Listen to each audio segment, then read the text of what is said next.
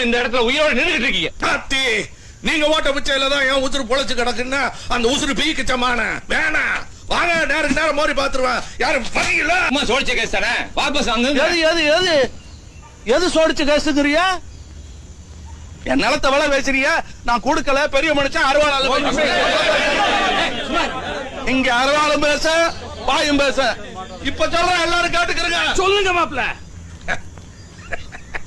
கோடி கணக்கில் ஒட்டி கொடுத்தாலே என் நிலத்தை விற்க மாட்டேன். நான் உட்காந்துருக்காரு கோயம்புத்தூர் கொண்டராசு, அவர் கிணத்துல தான் தண்ணி வருது.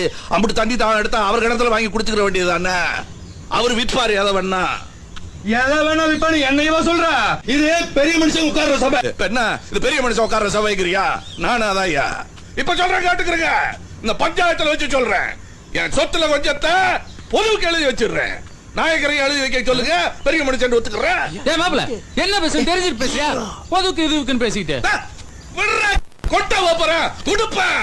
இப்ப சொல்றேயா, என் நிலத்துல ஒரு பகுதிய 15 அடியில தண்ணி வர்ற அந்த கிணத்தையும் சின்ன கோளாறு பற்றி மக்களுக்கு எழுதி கொடுக்கிறேன். நாயக்கரை கொடுக்க சொல்லுவா.